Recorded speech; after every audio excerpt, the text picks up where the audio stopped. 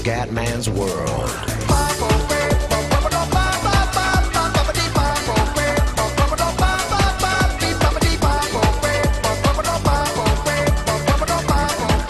Bella raga, ciao a tutti dal Comandone Veneziano, siamo su GP4 Mod 2013. Ragazzi, il 5 ottobre esce Formula 1 2013 della Codemasters, allora voglio provare la Mod 2013 che finalmente sono riuscito a scaricare. Andiamo con Luigino Hamilton, con la Mercedes, a Interlagos, andiamo. Facciamo subito la gara. Ecco la griglia di partenza, guarda che bene che hanno fatto le macchine, devo ancora provarla sta mod, Sole, perfetto.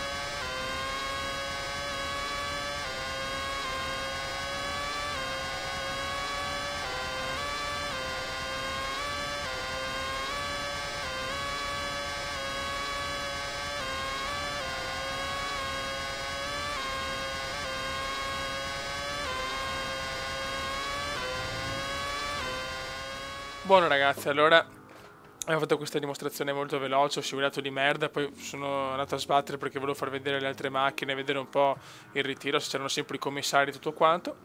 Quindi le macchine sono fatte bene, a parte insomma dei guanti, queste robe qua, ma chiaramente è una mod, è anche una beta, quindi non è la mod finale.